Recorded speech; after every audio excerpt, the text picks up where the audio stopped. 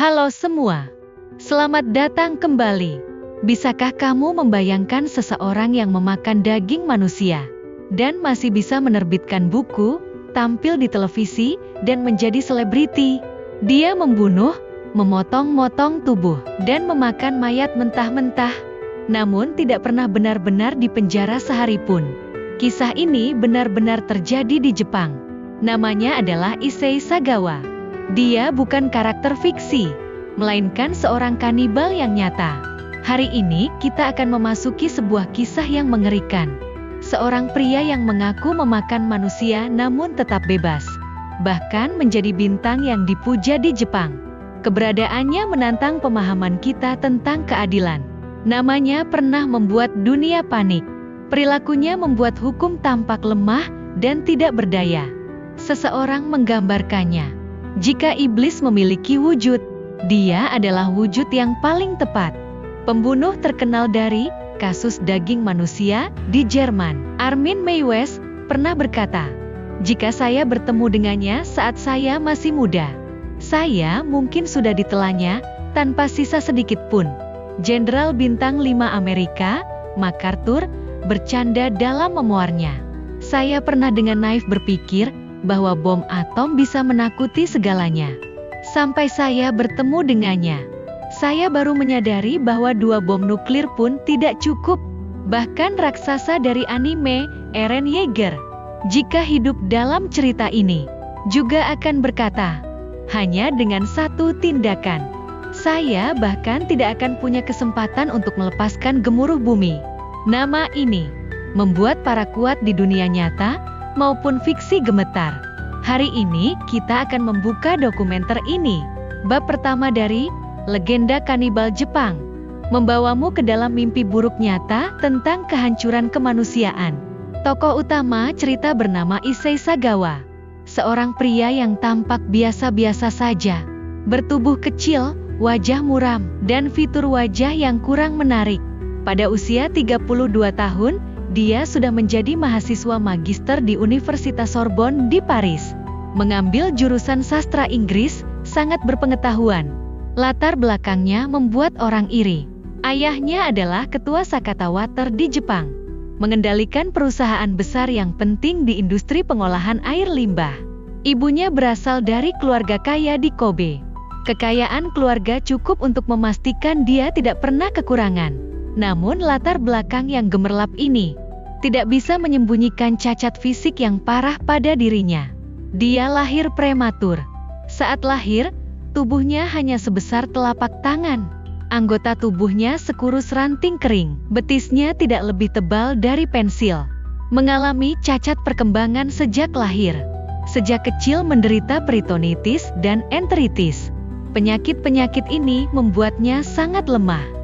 Suaranya tinggi dan kecil seperti suara perempuan. Berjalan dengan pincang, posturnya aneh. Tingginya selamanya terhenti di 1,50 meter. Berat badannya selalu berkisar di 30 kg. Benar-benar mirip kurcaci yang kekurangan gizi. Cacat fisiknya membuatnya tidak bisa berolahraga. Dia hanya bisa bersembunyi di dunia buku. Sastra menjadi satu-satunya pelariannya. Namun dia tidak pandai bersosialisasi. Lingkaran pertemanannya hampir nol.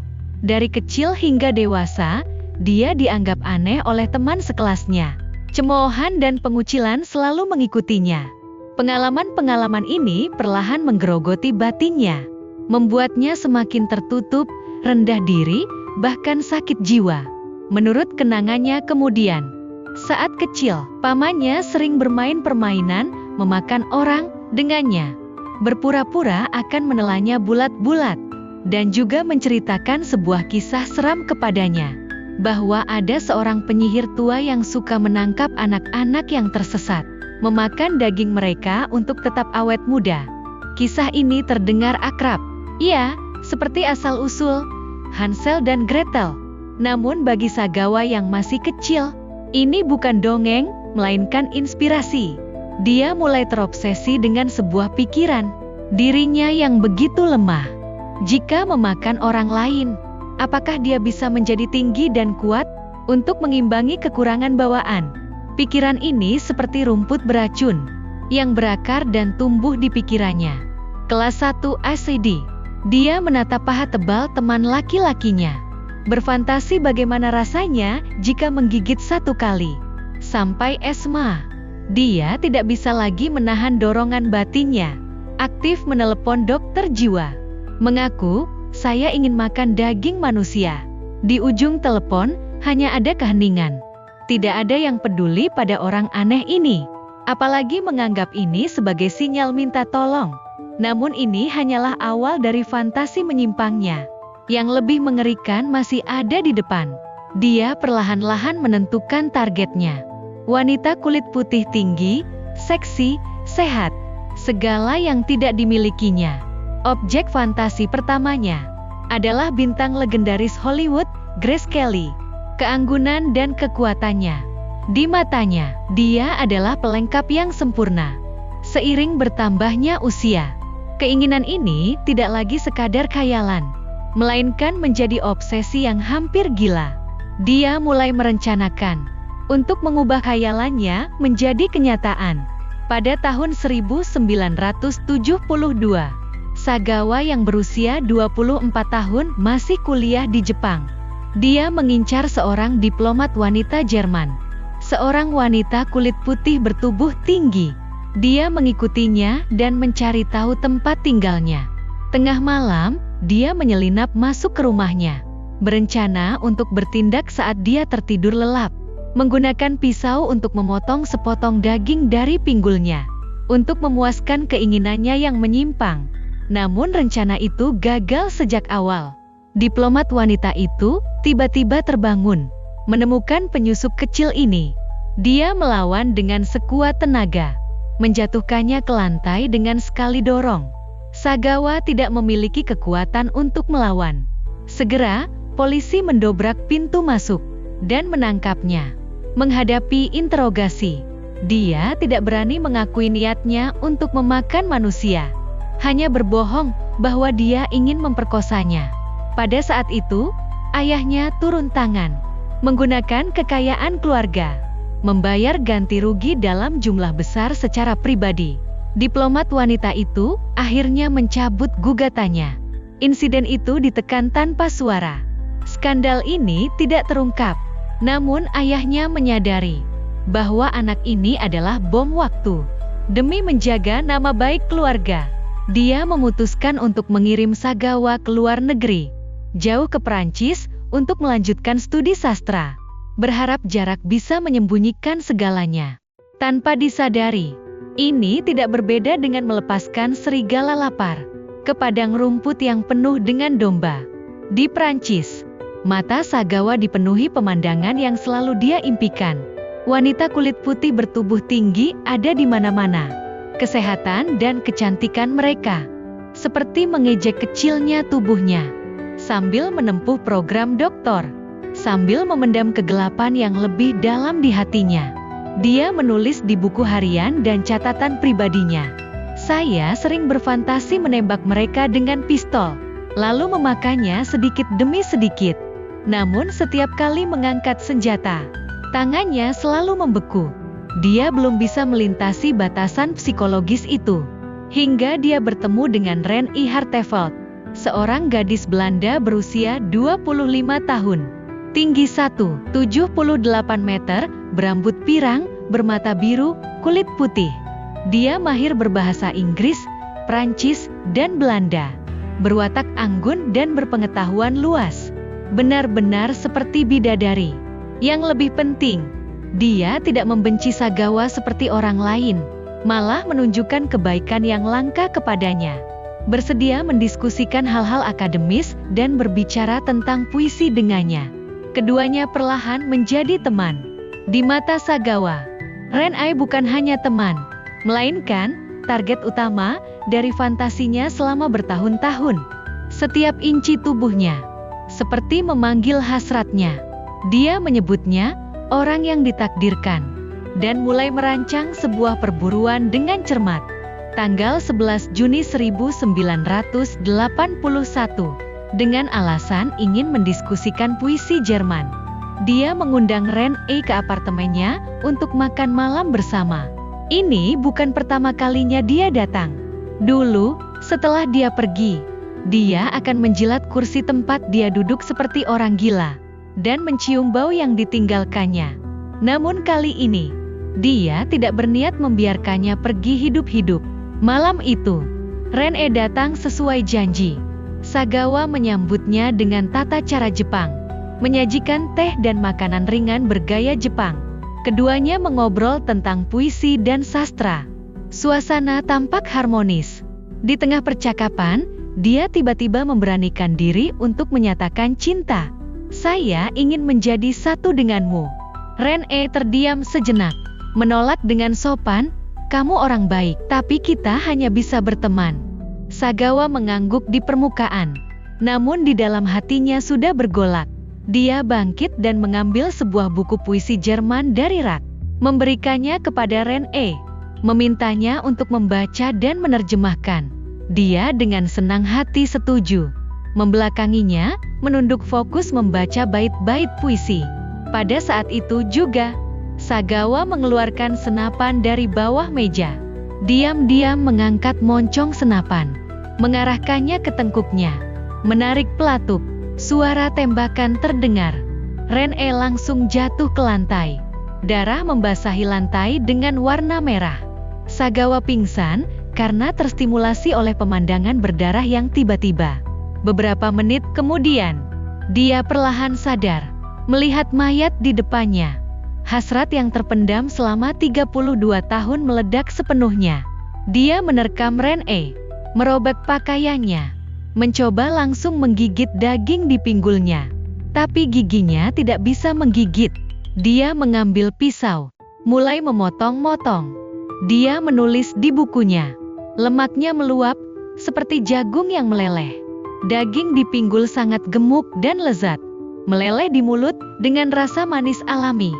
Dia memotong daging dari paha, mencelupkannya ke dalam kecap dan wasabi, membuatnya menjadi sashimi daging manusia, dan memakannya mentah, dan menggunakan celana dalam Ren-e untuk mengelap mulutnya, bahu, lengan, dada, lidah. Dia mencicipinya seperti menikmati pesta besar, mencoba setiap bagian satu persatu. Seluruh proses direkam dengan kameranya, seolah sedang menyelesaikan sebuah karya seni. Keesokan harinya, mayat mulai membusuk dan berbau. Dia menyadari harus membuang bukti. Dia menggunakan kapa untuk membelah mayat menjadi dua, memotong bagian dada dan lengan, memasukkannya ke dalam kulkas untuk dibekukan, berencana menyimpannya untuk dinikmati perlahan. Sisanya dimasukkan ke dalam 2 koper, bersiap untuk membuangnya tengah malam. Tengah malam, dia menyeret koper ke taman hutan Boulogne, berencana menenggelamkan mayat ke dasar danau. Namun saat dia bersembunyi di semak-semak, sepasang lansia yang sedang berjalan-jalan menemukan sesuatu yang aneh. Mereka mendekati koper, melihat darah merembes keluar. Ketakutan, mereka membukanya untuk melihat. Di dalamnya jelas ada tubuh manusia yang termutilasi. Lansia itu panik dan melapor ke polisi. Polisi segera turun tangan, melalui ciri-ciri wajah dan laporan orang hilang, mengkonfirmasi bahwa korban adalah Ren-e. Mereka mengeluarkan surat perintah penangkapan. Segera, seorang sopir taksi memberikan petunjuk, mengatakan bahwa sore itu dia mengantar seorang pria pendiam. Bagasi sangat berat tidak wajar. Dia juga bercanda bertanya, "Di dalamnya bukan mayat, kan?" Sagawa menjawab asal bahwa itu buku. Sopir tidak berpikir lebih lanjut. Polisi berdasarkan ciri-ciri fisik dan alamat, mengunci tersangka sebagai Issei Sagawa.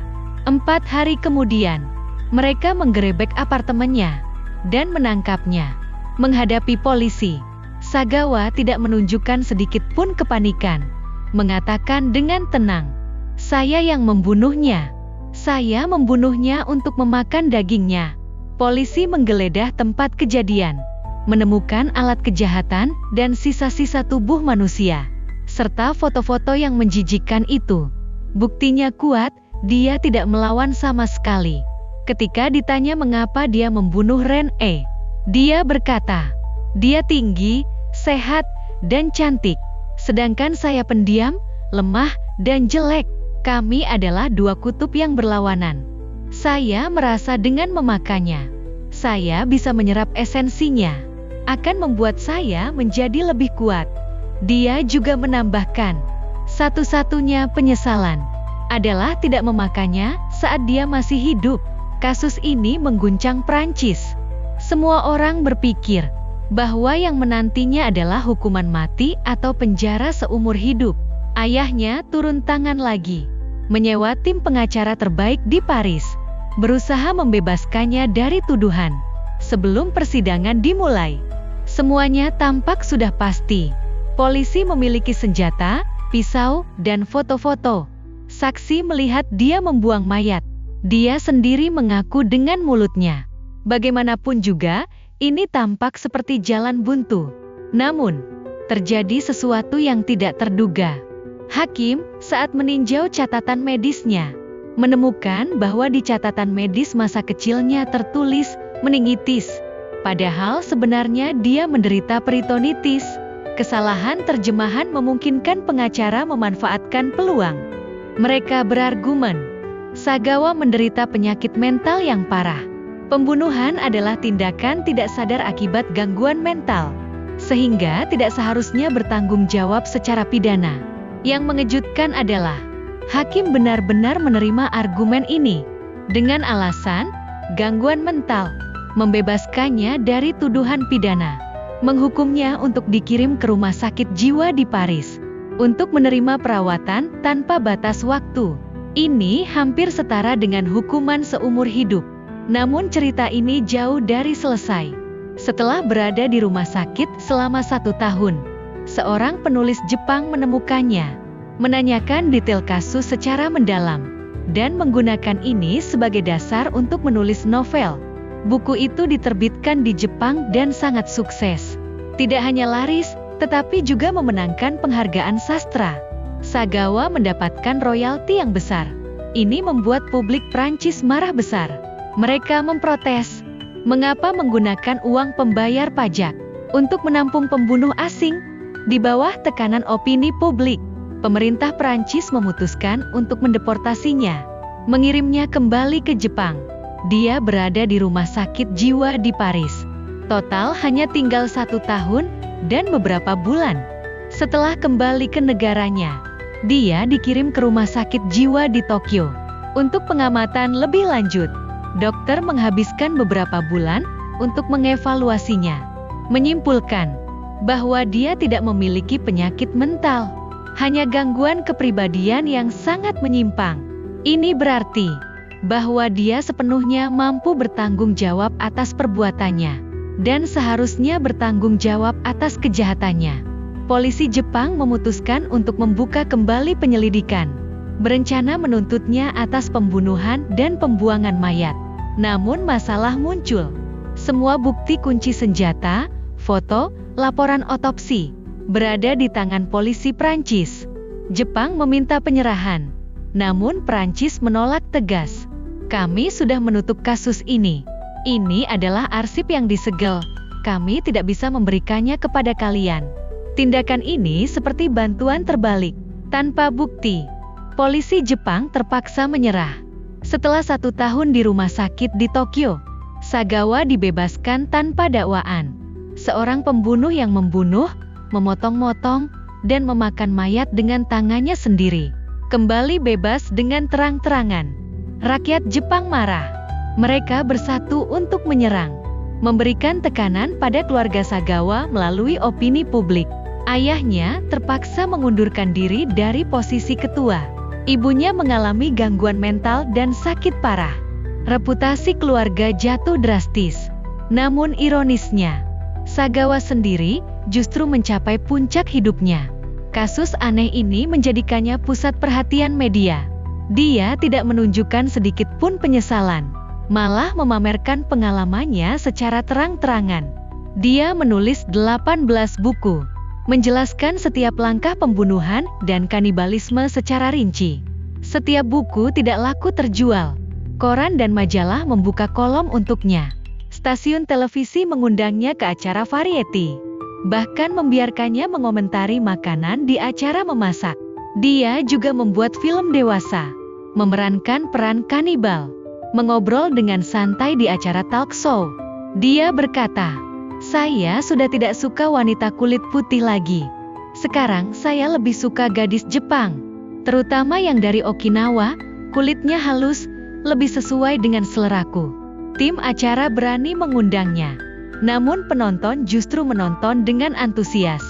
Dia mendapatkan uang dari royalti dan biaya penampilan, menjalani kehidupan mewah. Dalam wawancara dia menyatakan, "Saya tidak merasa telah melakukan kesalahan. Publik menjadikan saya sebagai bapak dunia kanibalisme. Saya sangat menikmati perhatian ini." Dia juga mengaku secara terbuka, di musim panas, melihat wanita memperlihatkan kulit mereka, hasrat kanibalisme saya menjadi lebih kuat. Saya berharap bisa makan lagi sebelum mati. Dan yang terbaik adalah dimakan oleh wanita cantik, atau tenggelam dalam air liurnya. Mati di tangan seorang wanita adalah penebusan terbesar saya. Fantasi menyimpang ini akhirnya tidak terwujud. Seiring berjalannya waktu, publik kehilangan minat pada cerita anehnya. Bukunya tidak lagi laku, acara-acara tidak lagi mengundangnya. Pendapatannya menurun drastis. Namun dia sudah terbiasa boros. Segera dia terlilit utang besar. Pada tahun 2005, aset keluarga disita untuk melunasi utang. Ayahnya meninggal karena pendarahan otak mendadak. Ibunya bunuh diri keesokan harinya. Dia menjadi seorang yang kesepian. Tidak ada yang berani mempekerjakannya. Hanya bisa bertahan hidup dengan bantuan sosial pemerintah. Meski begitu, pernyataan menyimpangnya tidak pernah berhenti. Dia berkata, "Bulan Juni panas, para gadis memakai pakaian minim. Saya selalu ingin menggigit daging manusia lagi. Cara terbaik adalah memakannya dengan gaya sukiyaki, untuk mempertahankan rasa asli daging." Dia juga berfantasi dimakan oleh wanita cantik, tapi harus cantik.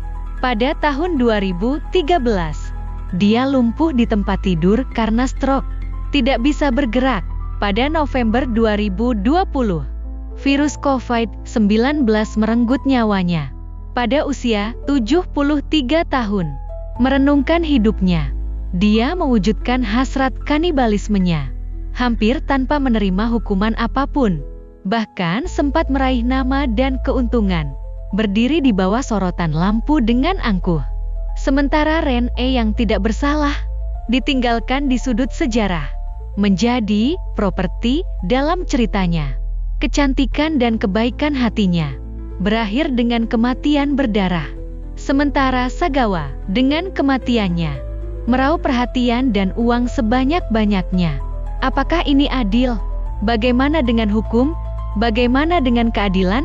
Kasus ini mengungkapkan terlalu banyak masalah. Kesalahan penilaian Prancis, ketidakmampuan Jepang, keterputusan sistem peradilan kedua negara, membiarkan seorang penjahat bebas.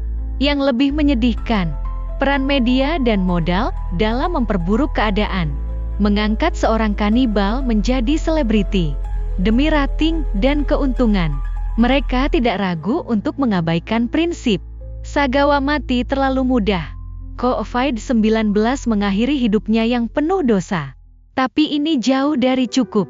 Apa yang dia tinggalkan adalah cerminan masyarakat yang cacat. Sebuah lelucon yang membuat marah dan tak berdaya. Apa pendapat kalian tentang kasus ini? Silakan tinggalkan komentar dan diskusi. Sampai jumpa di kasus berikutnya.